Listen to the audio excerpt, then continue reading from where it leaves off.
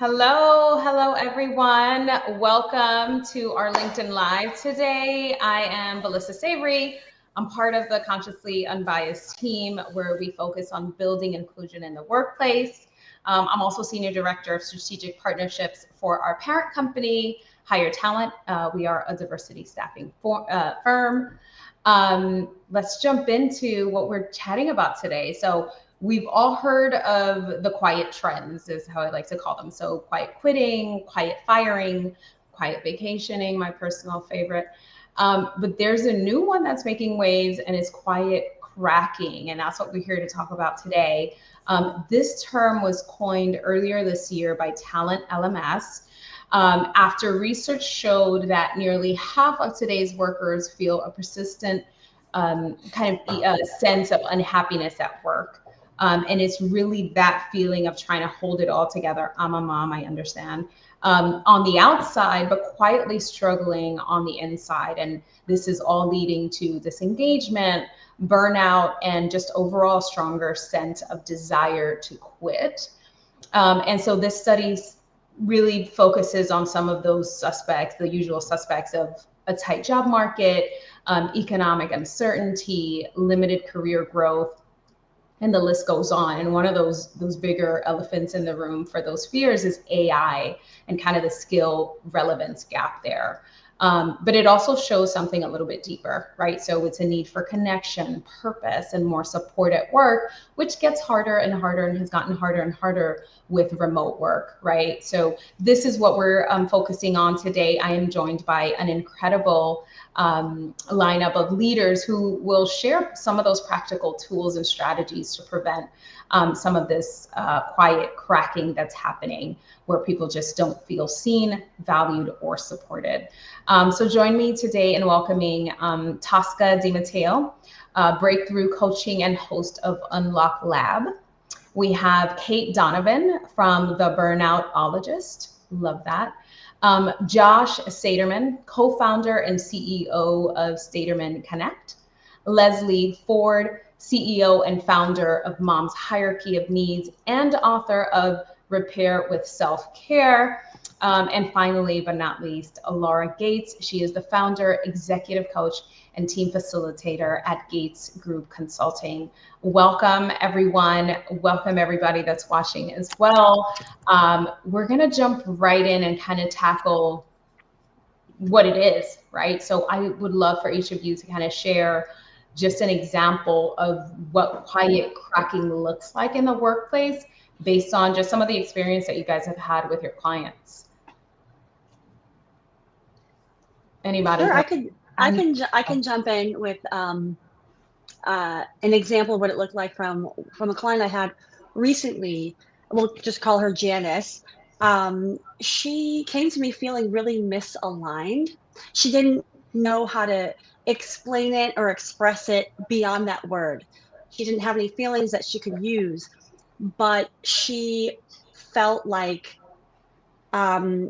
she was like, oh my gosh, I just have to figure out how to, survive in this place for another 8 to 10 years before I retire. She had pulled back on everything extracurricular that she could say no to. And she was very demotivated because a lot of the work that she was doing moved to templates and to a lot of online collaborations that didn't feel like collaborations, but felt more like transactions. And that the actual creativity of problem solving with her clients seemed to like go to the wayside over using templates to work through the work as a consultant. So she was feeling very just really not happy, and she thought she was the only one. She was like, am I the only one that feels this way? So that's just one example, real life example of what I think, quiet cracking looks like.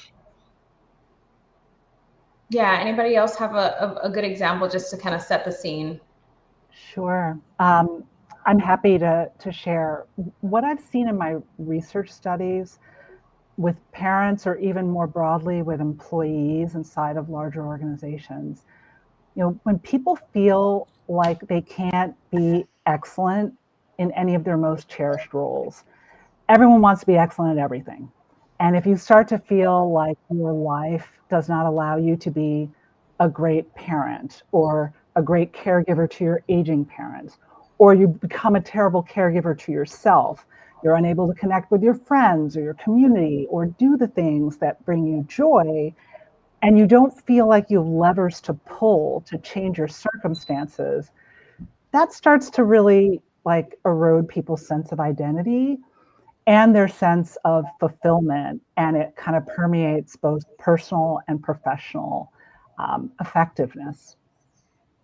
Yeah, that's I like how you called that out, because I think for as much as we do say that there is no such thing as balance, we all still strive for it, but there is no such thing as perfect balance. So when we start to talk about this quiet cracking, like, what do workplaces stand to lose when employees are experiencing this? I think we talk a lot about the idea of building trust in organizations. I hear a lot from organizations. How do we build trust? And I like to say trust is a big word. Trust is an output. It's not an input. The inputs to building trust are things like building relationships, getting to know people, understanding their core strengths. What are they looking to work on or improve? And so there are differences between psychological safety and building trust, but you need psychological safety to build trust. And the outputs to your question, Melissa, is we know data has told us time and time again that an inspired, fulfilled, and engaged workforce produces higher output. And it's not for productivity's sake. It's for maximizing resources. It's for thinking innovatively. It's for solving for the complexities of navigating change and navigating complex environments. So we need that diverse thinking in order to bring fresh ideas to organizations to move forward. And when we experience quiet cracking or quiet quitting or quiet vacationing, it doesn't matter the context. What we're telling our employees is that we don't value their experiences. We don't want their learned and lived experiences. And that shutdown really can be the death, or at the very least stagnation for organizations. Yeah, and how do employees even identify that they're sending out those signals? Right? That's a big one. Anyone else want to jump in on like what's at risk here? To keep it really simple, Melissa, I would say like that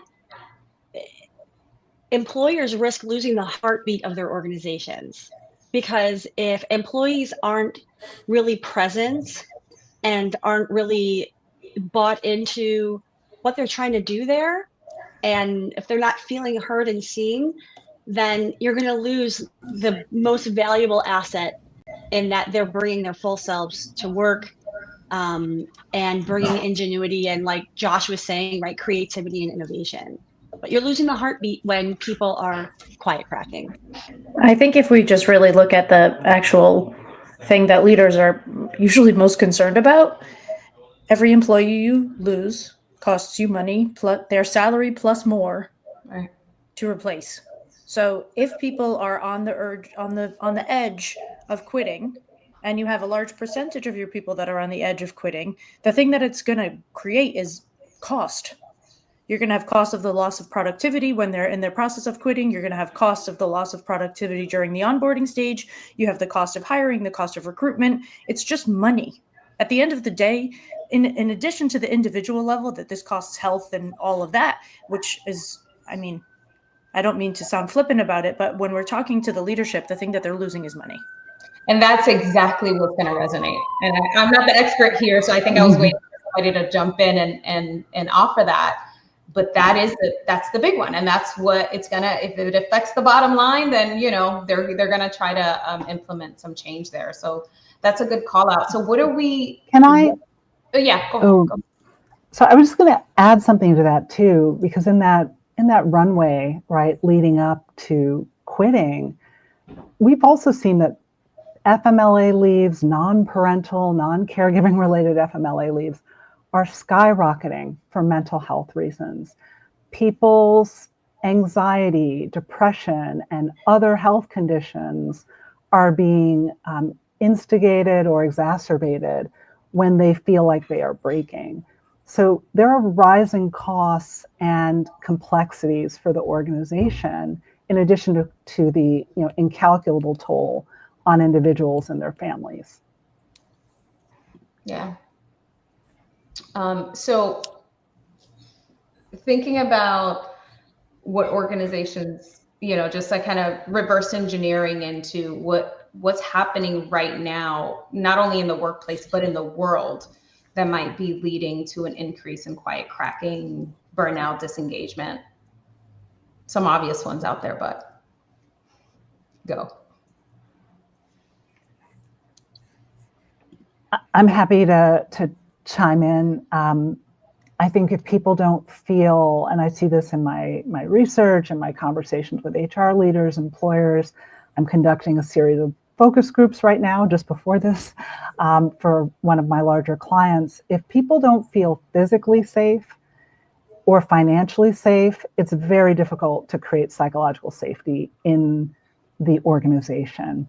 So that outside in impact of the kind of criminalization of DEI, the lack of supports, in many cases public policy and health supports that certain populations have relied on, all of those things influence people's fear, and that fear makes people in many cases cling to their jobs in a way where they are less confident, less comfortable bringing their real ideas. They're just terrified because of what's happening outside and in the macro environment.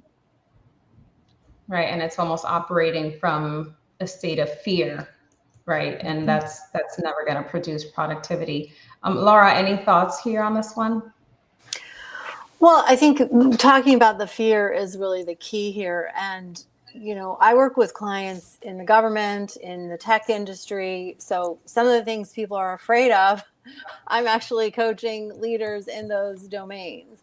And I think, first of all of us trying to hold grace for this time of huge change, huge transition we're going through as a country, as a nation, as a people.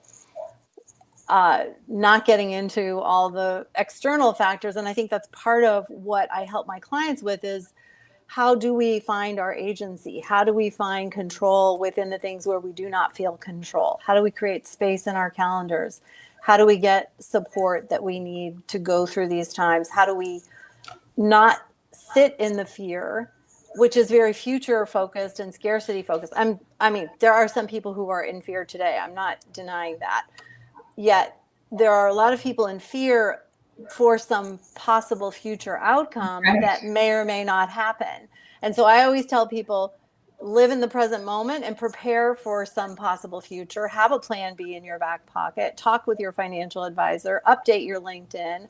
Connect with your network. And at the same time, you can't live in that state. It's not tenable. Like we were talking earlier about mental health challenges that's coming up more and more in the workplace. People feeling like they're just putting out fires every day. So how do we take back our time, take back our energy, get grounded in the present moment, and live from that place as much as humanly possible, and given what's going on? Yeah, no, that one's a tough one. And for me, when I look at my two boys, it's very hard to be present, because when I look at my two boys growing, I just think about their future. And that does cause a little bit of, this automated working out of fear, right? And instead of really being present. But while I have you, Laura, you did say that many of your clients love the work that they're doing and they don't want to leave their company, but they're resource constrained. So what advice do you have for leaders on how to take back controls in those environments, particularly where they feel out of control? I really like very basic, simple processes, like doing an assessment of what do I need to stop, start, and continue in my life right now, personally and professionally. What are the resources that I have that maybe I'm not utilizing in this moment? Or maybe I need to ask more of people. Maybe we need to clarify our goals. Maybe we need to say no and reprioritize. And that also comes with managing up and getting clear on your requests and making strategic plans that actually might realign the resources from where they were in the past, because things are evolving and changing so quickly. And I will say, I know AI causes fear for some people, but working with companies that are building AI, how can I use technology to leverage what I'm here to do in a better and more powerful way? Oh, the fear of AI. We've got to embrace it, become one with it. It can certainly enhance it. Josh, let's jump to you. A lot of your work is about showing people the light in the midst of darkness. How can people find more joy just within their daily work lives? For the audience, we did have a conversation just to get ready for today. But Laura, I was absolutely going to talk about AI, and you just prompted that. You just went right there. So thank you, Laura, for doing that. Melissa, thank you for the question. So, a lot of the work that we're doing is getting to know people better. And I want to make this again. What Tasca said earlier is true. Is like, let's try to find the ways to make things a bit more simple. Not because it's easy, but because the world is so complex right now. That, like Laura said, is like, how do we start, stop, continue? How do we create some rhythm for ourselves that allow us the ability to digest?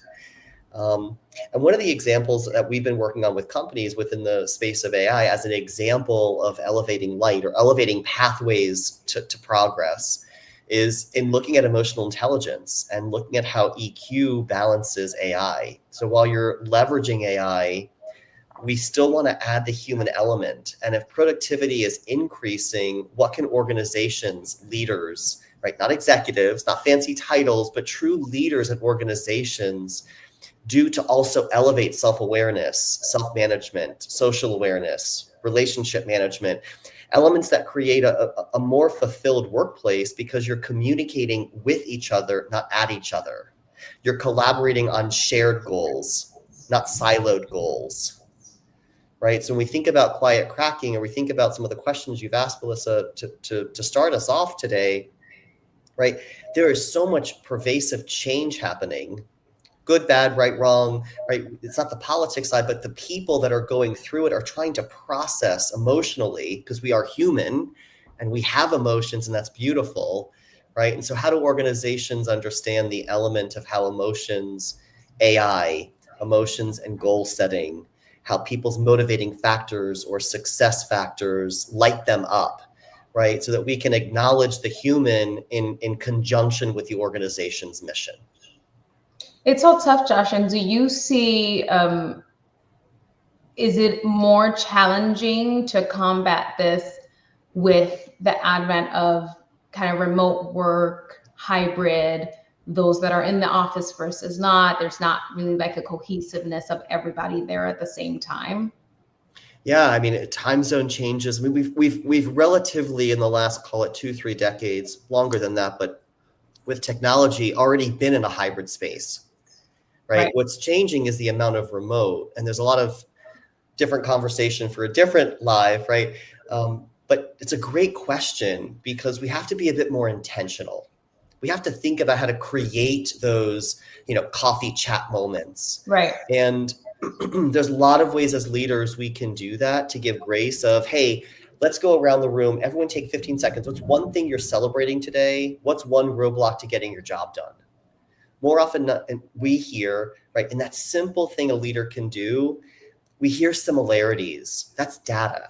That's giving us as leaders the ability to understand in the remote workforce, how do we create connection? How do we create what's meaningful for someone to feel valued at the organization?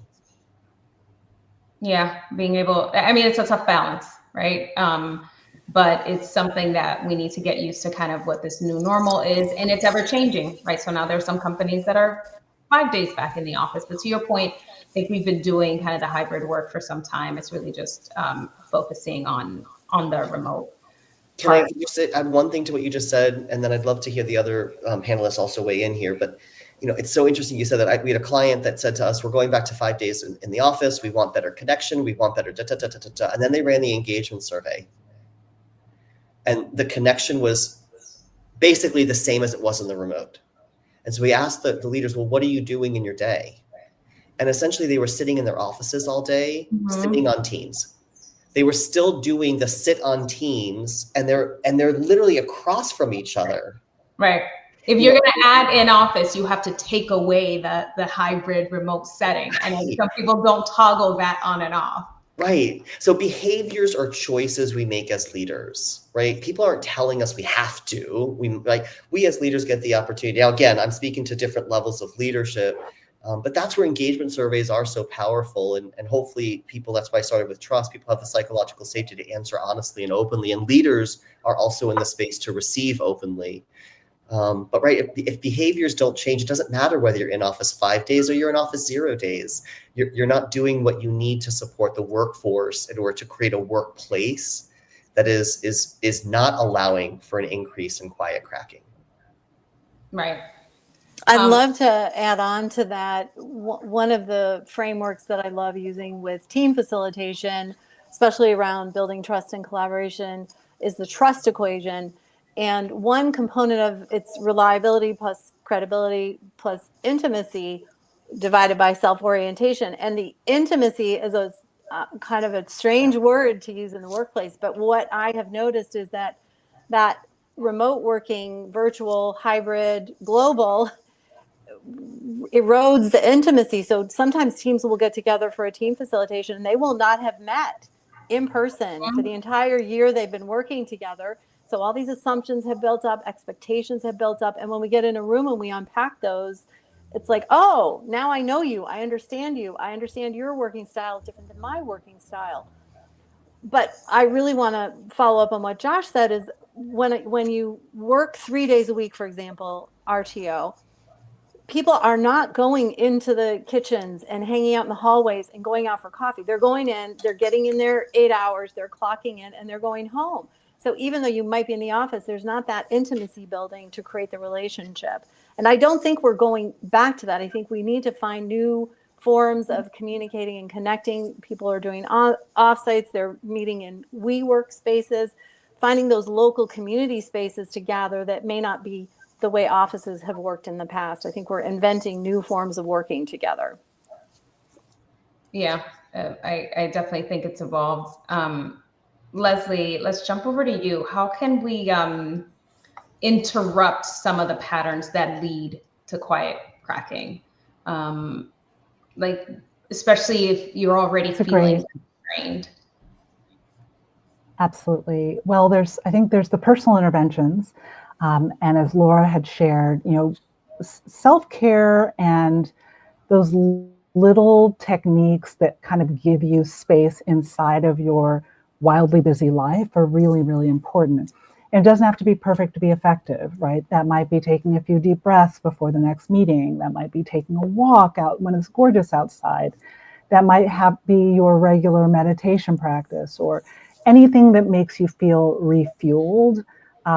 Making some space for that, even if it's imperfect, every day is really critical. On the professional side, and I think in interacting with colleagues and also as a leader, being heard is really critical to helping people avoid the onset of cracking, burning out, disengaging. Sharing your voice, and maybe you start in places where you have that psychological safety. It could be within an employee resource group. It could be with a manager who's amazing. It could be with a mentor or an ally or a sponsor. But sharing your needs, your feelings, what you're observing, where you'd like to see improvement, where you'd love to see innovation within the organization, that alone is very healing and positive on both sides. And then as leaders, making sure that people have support and that you understand what's happening in their lives outside of work. I tell a lot of leaders, please don't abandon the one-on-one. It's often the first thing to go when people's calendars get really wild, especially this time of year. But no one's going to raise their hands and tell you about their struggles in a group meeting. And they're probably not going to tell you in a message or on email. So ask people how they're doing before jumping in to the agenda for the business. That's so critical, that part. I'm glad that you went from here's what the employees can do to kind of chip away at it, but that you gave us the other side of that coin, which is What do leaders need to do to be more intentional and open to receiving that message? Because that part is very important. Thank you. Kate, go ahead.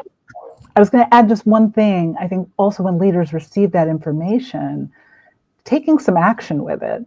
I see a lot among the research that I do with employers, and even in my studies where I'm hearing mostly from moms or from parents, people are being told, hey, let's meet the same KPIs, even though we have half the staff. Or we expect you to have the same OKRs, but our industry has completely changed, or we have a new competitor. So if the external conditions have changed and you have less staff, less budget, or everyone on the team is new, people need room to make changes based on environmental changes that materially affect their goals. So I think it's critical for leaders to give people space and options when the conditions have significantly changed under which they can meet their professional goals.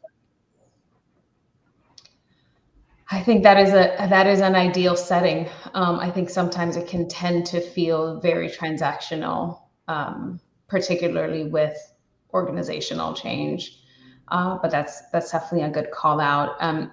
Kate, I want to jump over to you because I cannot hear the word toxic anymore, but it's definitely out there, and there's a little misconception about a toxic workplace versus just a workplace mismatch. Like, how do you tell the difference? It's not all toxic. This is actually super important, and something that came up in a one-on-one coaching session between my director of coaching and one of her coachees.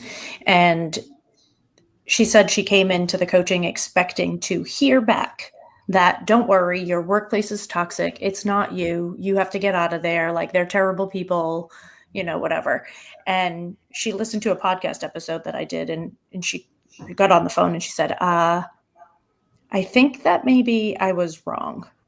And I want everyone to really give this a little bit of space, because just because you don't fit with something, just because something is mismatched for you, just because something is unaligned for you and your values and your needs, which may have changed drastically in the past year or two, doesn't mean it's toxic. According to the research, in order for an environment to be toxic, it must have at least one of the following 4 elements. One is harassment, the next is bullying, and then there's ostracism and incivility. Mm-hmm. So if those elements are not present most of the time, right? Every once in a while, listen, I've yelled at an old lady in a grocery store parking lot for taking too long. So I'm not saying that incivility is never going to exist in your workplace, because sometimes people just have bad days, right? But if there is a consistent act of any of the above 4 things, we are officially looking at a toxic environment. And I think we need to wrap our heads around the fact that just because something isn't great, just because something isn't good for you, doesn't mean that it's toxic. I mean, how many of us could stay married to our friends' husbands? Right? And there's a misalignment. It's not the same values. It's not the same needs. It's not the same. So we have to give each other space to understand and give workplaces a little bit of grace. I think we have a lot of expectations for leaders today that didn't exist 5 years ago, but leaders have not been upskilled or trained in the meantime. And the leaders that I talk to, they are not trying to be jerks. They want to do the right thing, but they are not therapists. They are not highly qualified wellness professionals. And we're asking them to be empathetic, to react properly when people give them news, to do. And it's like, we all need to kind of create space for grace around ourselves, around our workplaces, and around our leaders, so that we can have real and true conversations about what we need, instead of throwing expectations at one another and expecting them to be met because I feel like it. Yeah, sometimes it's just not for you. It doesn't necessarily mean it's toxic. Tosca, punting it over to you, how do we redefine success in the world that we're living in, and kind of overcoming limiting belief? Yeah, I mean, thank you for that question. And, Kate brought this up, which was really important, right? Like, things change, our needs change. And, most people are living off of conditioned beliefs about success. And also, a lot of those definitions of success rely on other people or things external to us happening. So when we're going through really hard times, when we're really struggling to get into the office, when we just feel like the world is crashing down, we have to stop and say, okay, hold on. What is my actual strategy in the moment for this particular employer in this particular situation? Is my strategy to get through the next year for X, Y, and Z personal reasons? Is my strategy to get promoted? Is my strategy to exit? Once we understand what is the role that this is playing in my life right now, then we can move to actually defining success metrics that make sense. I several years ago, I had a client that came to me and he was really struggling with motivation for his business. And in doing work together, we realized he was operating on success metrics that he inherited from his father, which was you have a business and you grow it and you grow it and you grow it. And failure looks like giving that up. So he had to recognize, man, that's actually not how he wanted to define success. He wanted to define success as I'm pursuing something that I'm passionate about, and recognizing that that thing had run its course. So part of redefining success is looking at a daily level, what are the things within my control? At the end of the day, if I can say, yes, I did that, and that can be how I show up, in addition to the things that I get done, that's it. A way that every day you can reinforce, okay, I'm doing the best that I can, and I'm honoring how I want to define success, not some conditioned belief about that. Yeah. I was just going to say, it sounds like it's less redefining it. I think some of us just need to take a step back and actually define it first, to make yes, it is what it is. Yeah. Can we, Alyssa, I think that what Tosca and Kate just brought was so powerful, because I love, Kate, where you took this, which is we are human. We've all gone through a lot of change, and leaders are also still human. And then Tosca, what you elevated is, I love as an opening, I don't love icebreakers. I feel like they're forced. So back to what Laura was saying about how do you build intimacy? Sometimes it's just a powerful question, and it's symbiotic. When we do leadership assimilations, which we are huge fans of, because that inboarding process constantly gets overlooked. Leaders are meeting new teams, but new teams are meeting leaders. It goes back and forth. So we like to ask questions like, what motivates you? What does success look like? That's what Tosca was just saying, right? Success. What does recognition look like? Mm-hmm. When do you want to be celebrated? And both ways, like, boss, that agenda was amazing. Like, I was so clear going into that meeting on what you expected of me, right? That's engagement. That's creating that intimacy that Laura was talking about, and that Leslie was talking about in terms of celebrating diversity, right? That's another aspect of that, is how do I come to a meeting prepared? And it gives the leader the guidance that the team really responds to that, so that we lead up, we manage up. So I just wanted to celebrate that moment. I hope the audience felt like that was a powerful aha for them to think about, is sometimes it's just about getting to know each other better and building a relationship. And in that, we can assume good intentions versus assuming bad intentions. And one thing to build on that is looking at how we're defining success holistically in our life. Yes. Because we need to understand the placement of our job in our life at this particular moment, so that we can put it in that broader context and give ourselves some grace and space and self-compassion for what we're actually experiencing in our lives. I mean, listen, I have a 3.5-year-old. Sometimes success looks like sleep. I mean, just like brass tacks, like, right? Like, that's real, like working parent. I didn't have that need 5 years ago, right? What motivated me 5 years ago was world travel and seeing people. What motivates me today is like, can I get to like the pepperoni pizza and a glass of red wine at like 7 o'clock? I mean, and I think just having a little bit of humor to it. The world is so heavy today, motivating factors do change, success factors do change. And so how do you, again, symbiotically really, really share in that together as organization, as teams, as functions, as individuals? Yeah. Thank you, Josh. Together. You just tied such a pretty bow on everything that Kate and Tosca said. But one of the call outs for me that where you were just talking about is how it's a two-way street. And we forget that leaders are humans too. who also have lives outside of work, and they need somebody to ask them, how are they doing? You know, you did a good job today. And I think that part is so important. Sorry, Laura, I know I cut you off. That just really resonated with me. No, I was actually also thinking, listening to what Leslie, really what everyone was just saying, I'm also thinking back to culture and company culture and how that is changing and evolving. So, you know, people are talking about like a toxic work culture, or a lack of trust, or a lack of connection. And yet that, I feel, is also being redefined. If you're in a system where every so many years you're used to getting a promotion, and you're used to getting more people under you, and you're used to being elevated, and that's changing in this environment. There's not this constant treadmill. And if you've been raised from day one to keep getting the gold star and keep getting rewarded, and now we're in a system where we don't have those rewards available to us, how do we motivate people? How do we inspire people? And that requires a culture change, because the system isn't working anymore the way it was working before. And so I think that's also a part of this, is looking systemically at what cultures do we want to create, do we want to build, because we're all individuals that contribute to that culture.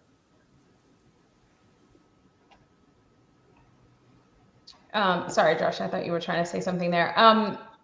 Kate, coming back to you, circling back to, it sounds like burnout is like a step beyond quiet cracking. So how do we define that? And then how can we break down that self-blame for those who experience it? Yeah, so I think the more I was looking at quiet cracking, prepping for this, the more I'm thinking that quiet cracking is one of the three components of burnout. It's just not all three just yet. So burnout, in order for us to say that burnout is present, there have to be three components. The first is exhaustion, physical, emotional, and cognitive. The second is cynicism and depersonalization. This to me is quiet cracking. And then the third is feeling a lack of productivity and a lack of impact of your work. So we have those three different layers. And to me, it looks like quiet cracking is that cynicism piece. So if we don't deal with it, if we don't find a way to deal with that, then we're going to end up on a burnt out road, because we just need to obtain the other two in order to get there. And exhaustion is not hard to come by these days. Right. So I think that's really important. So that's one part. So I think quiet cracking is on the road to burnout. And the thing about burnout and blame is that I see a lot of it. I see leaders blaming people for burning out, saying you're not, they weren't strong enough. They couldn't hack it. I could hack it. I managed it. How come you didn't? And you have people blaming themselves, saying, why couldn't I hack it? I used to be able to do this. Why can't I do as much as I used to be able to do? Why can, Susan in accounting do this job and I can't do this job? Like, what's wrong with me? And this is I wrote an article on LinkedIn on this yesterday, because somebody commented on one of my posts that burnout is preventable. And my whole body is like burned with a fiery rage, because it's not necessarily true. So in order for someone to end up burnt out, there are a myriad of factors that have to be present that create the ability to enter a state of chronic stress without the skill of noticing the chronic stress and being able to get away from it. And that skill is called interoception. And so that skill is something that is typically grown and enhanced during when your neurological system is being built. So between the ages of pre-birth to about 9 years old, when all of that is forming. And during that time, during that developmental time, if you are taught to pay attention to your body's signals and you have communicated them somehow, and that a caregiver has helped you meet the needs that those signals are giving, then you create a high level of what's known as interoception. Even that part of your brain is the insula and the anterior cingulate cortex. That part of your brain develops better than in people who don't have adults that are paying attention to their children's needs, et cetera, et cetera. So if you have a lower level of interoception, which just means internal sensing, than most people, you are likely going to end up burnt out at some point, because no matter how many of me you listen to telling you the signs and symptoms that come up along the road, you are not going to think that I'm talking to you, because you don't feel those symptoms. You are not aware of them. You don't know that they're happening. They pile up slowly. So you get a little tension in your jaw. So you don't sleep at night. That's normal for you. You haven't slept since you were 7. You've always had taken a long time to go to sleep, right? So there's all of these things that pile up really, really slowly. And then there's a crash that happens. Somebody ends up in the hospital. Somebody loses a job. Somebody gets a divorce or starts fighting with their partner, or all these sort of bigger events start happening. And we look around and we're like, oof. What happened? Well, what happened was chronic stress, and it's not your fault that you didn't notice it. So I think understanding that there's a lot more factors than just choosing a different mindset when it comes to stress, that it's much bigger and bolder, and there's physiological pieces to it, genetic pieces to it, cultural pieces to it, societal pieces to it, that if we look at it as a whole, we can understand that just because people are getting to quiet cracking or getting to burnout doesn't mean they're necessarily doing the wrong things. We're all stuck in this system together. And the only way out of it is by treating each other better and treating children better. The children part is so important. And when you think about leadership and how it's like a blanket approach to solving it, you don't know who has equipped themselves by virtue of their upbringing to identify burnout, or when they're, when they actually need to communicate it to. Yeah. So those people that have a high level of interoception are doing burnout prevention automatically throughout their lives. What they're doing is they're getting into a situation where they're feeling misaligned, that it's not working for them anymore, and then they're getting a new job, or they're asking to switch teams. Like, people that need burnout prevention are never going to hear the message about burnout prevention. And the people that don't need burnout prevention, it's because they're doing it as part of their normal lives naturally. Right. Like, how do you create that in a system that was never built to identify that? It's, yeah, that's a lot of deep conversation here. So I think that, yeah, go for it. I was going to jump into a little EQ. Oh, okay. I love what Kate said. I just was going to add as well that, people get thrown into things in their lives that they do not expect. Like, suddenly your parent is diagnosed with something awful, or your parent has a fall and your life completely changes, or your child needs something you do not expect. In the land of caregiving and parenting, there's so much, and in life in general, right? Even with our own health, things are so dynamic that can shift you into a state of extreme stress, chronic stress, that are coming at you that you don't have a lot of choice over. And I just want to put that out there as well, because that's in the mix for a lot of people at different stages of their lives. Yeah, being able to identify that, and how do you, which is why everybody that's on this call is so important, because it really highlights the importance of coaching and of training, especially for people managers, right? Because you're being thrown, a team of 8, 10, 20 folks that all have different variables. So how do you kind of approach that in a more inclusive manner? And I don't think there's a formula for it, right? There's not one size fits all. So how do we kind of come together and do that? But Kate, everything that you were talking about internal censoring, is that what it's called? The correct word in the neuroscience is interoception. Interoception. And it means internal sensing. And you can train yourself up in it. You can upskill in it. But there's an unofficial hashtag to my podcast. And the unofficial hashtag of my podcast is pee when you need to pee. And that makes people laugh. But this is actually how we build interoception. We listen to the core signals that our body is trying to send: hunger, using the bathroom, thirst, rest, movement, the basics. Yeah. And we practice responding to them appropriately. Like those dog videos where dogs press buttons and you're supposed to respond right away when they press a button, so that they know that they should press the button to get your attention. Mm-hmm. This is what you need to do with your body. When your body presses on your bladder, you need to listen and get up and not write 3 more emails, right? You need to like Sure. do the response so that your body starts to trust you. And interestingly, if you focus on the physical things that we call this foundational self-care at Burn Bold, if you focus on the foundational things and work on those things that I just mentioned, guess what happens automatically? This is abracadabra magic, folks. Your emotional regulation improves without you doing anything else. Because the more you are aware of the senses inside your body, the faster you're going to pick up on, oh, I'm feeling a little angry. Oh, I'm about to go overboard. Oh, and it allows you to create that space that, what's his name?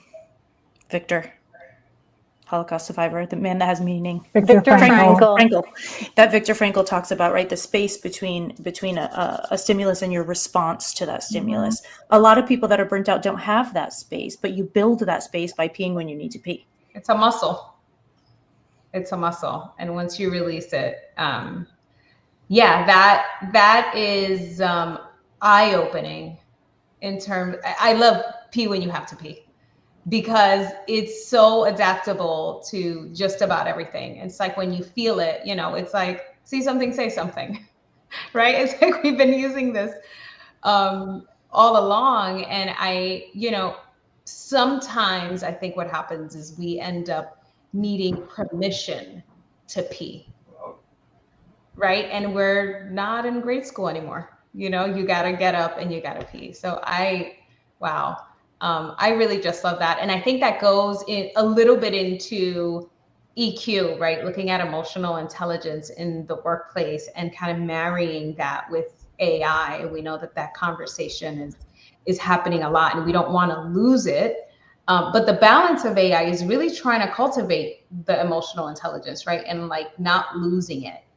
So what are some of the resources that you recommend people check out to help increase the EQ in the workplace that sounds like is so important and so necessary? I can jump in with a few ideas on this. Very near and dear to my heart. I think first and foremost, right, emotional intelligence requires you to understand what you're feeling. And a lot of people have a really hard time defining things outside of the big buckets of I'm happy, I'm sad, I'm angry. And Brene Brown wrote a book called Atlas of the Heart, where she defines 87 different emotions. And this is a great start to, at the end of the day or in the middle of the day, you can go in and say, gosh, what am I really feeling? Am I feeling jealous or envious? There's a difference, right? So that's one piece. And I think the other piece about emotional intelligence that people want to run to the hills from, if I'm quite honest, is really sitting with yourself. And understand what's going on in your inner world. Part of that is understanding your feelings. Part of that is understanding what are your needs. We talked a lot about needs today, but I want to actually bring that up and hopefully like highlight it. What do you need? Because if we're quiet cracking, that means there's some fundamental needs that aren't being met. And we have the control to find out how do we get it, whether it's within our workplace, whether it's outside of our workplace. So emotional intelligence is saying, I need to look at myself first and foremost to understand what am I contributing to my situation. There's this concept, right? Kind of comes from, Buddhist Dharma, but it's like, we create suffering on top of suffering. So emotional intelligence is saying, how am I creating, in my opinion, this is my perspective on the topic, how am I creating suffering on top of the underlying thing that's happening? Because I can actually do something about that, the part that I'm contributing. I love where, Tosca, you took this for lots of reasons. I'll share, in the spirit of what Kate and others today have elevated, a little bit of a personal journey, right? Like we teach leaders, like many of us on this call today teach leaders, and we educate, and we're in this space. And yet I don't ever say we're the expert. We're facilitators. We're learning, right? We're professors, and yet students educate professors, hopefully as much as professors educate students. And so, for me recently, I would say for a lot of time, I would speak to think. And then that courage it takes to sit with yourself part of what I was doing with my coach recently was talking about the complexities of the world, like we're talking about today. And I had an aha. I was like, I need to be in motion to process my emotions. Over the last 5 years, the amount of exercise I was getting was way less than it once was. And so in the past, I was able to talk to colleagues or bosses, or I had the privilege of having great mentors and sponsors and allies and advocates along the way. And I still have that. I have that at my disposal. I love, Tosca, what you just elevated around EQ starts with self-awareness. And then Kate said, just go to your basic thing. Like I say all the time, if you have to go to the bathroom, that is a human moment. Go be human. So you hear us as the six of us share with you today, talking about just like take it back to its most simple form, even though that can be quite complex, right? Start with like, what do you need to feel successful? What do you need to feel balanced? What do you need to feel human, right? So much of self-awareness that kicks off the journey of self-management and social awareness, that the journey of comes from just getting to know yourself better in this moment and give yourself permission to do that. And the book I do like is Travis Bradbury's EQ 2.0. Not that I don't love the work of Daniel Goleman and many others. There's a lot of great EQ work out there. But what I like about the book is that you don't have to read it from soup to nuts. You can take a very simple assessment. I don't love assessments as a coach. We're certified in lots of assessments, but there can be bias in them. And I don't like that bias, right? We want to honor the full human. We don't want to put people in boxes. So what I like about this resource is that you get to take the assessment and you are driving the assessment. You are answering the questions. So now you get to look through and decide which parts of the book might resonate or not with you and explore that. And that gives you such amazing, amazing choice. And so I never want to use assessments as tools for bias, but rather tools for self-elevation, self-knowledge, self-journey. Thank you for sharing that, Josh. Can you add that book in the comments here? Yes, of course, absolutely. That would be great. And I wanted to end it here with, one small action step, or as we call it here at Consciously Unbiased, what is a micro progression that leaders of all levels can do to help prevent quiet cracking in the workplaces? Because we don't have to boil the ocean, but we do need to take small steps to get there. One, I think, simple and accessible option is to really protect people's off time, whatever that off time looks like for your profession and for the role and for the team that you lead. Have really clear channels to escalate when there is something very time sensitive. Many of us are not working in emergency settings where lives are at risk if an email isn't answered, but most people will break themselves in half trying to be responsive. So protecting people's time, schedule send that message, schedule send that email during working hours, or ideally toggle it for the time zones that your people are in so it arrives during working hours. Make access to growth and learning accessible by providing those stretch assignments and great opportunities in a way that everybody gets it at the same time and has the same opportunity to avail themselves of it. Go ahead. Yeah, I was just going to say, anybody else want to add to that? I'll add really deeply listening, especially as a leader. We were saying earlier that different people have different needs. What are those needs? What are the words behind the words that we're not hearing? And really giving people space to express what do they need right now, not making assumptions about that. What I see with leaders is often we lead the way we want to be led. We think that people need what we need, and their needs are often very different. So deeply asking and listening and giving people space to share what their needs are.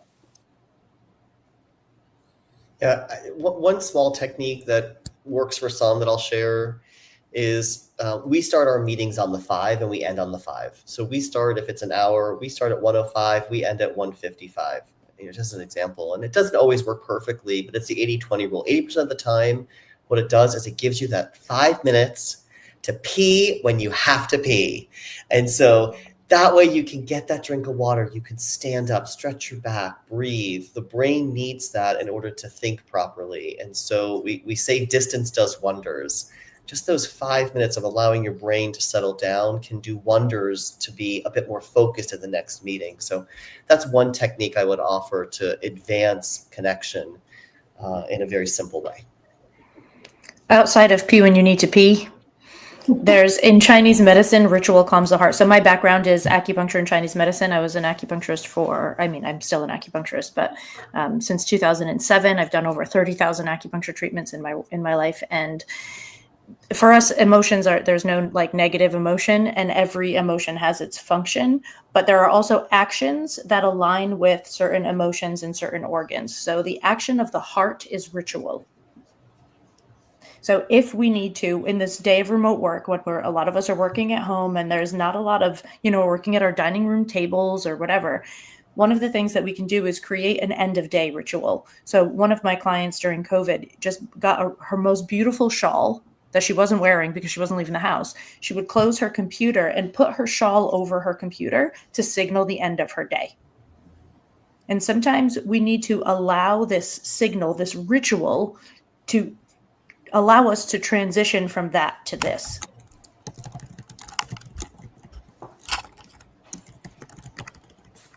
I love that, Kate. There's something to be said about being able to physically mark the end of something. Outside of that, I just think we're assuming we can open the laptop, or it stays open for the most part, and we're kind of working throughout our day. I really want to thank all of you for joining us today. What an incredible conversation that is so important for us to have. I don't know how many people have heard of quiet cracking, but it isn't inevitable, right? It doesn't just happen overnight. It builds. Sometimes as humans, we ignore when we have to pee. Things like rest, nourishment. There's just so much that we can do, like starting the meetings. I love that, on the 5 and ending on the 5, giving people a moment to breathe and bringing it back to basics, right? Somebody mentioned that distance does wonders. I am going to write that somewhere on my desk because it's important. But also like understanding your emotions, paying attention to what it's telling you. I don't think a lot of us take the time to sit back and understand what that means. And finally, though, this was my favorite, is to build an end of the day ritual, because I don't do that enough. And so my kids are running around, and sometimes that mom guilt hits me right as I'm going to go to sleep. And it wakes me up, and it's like, was I present?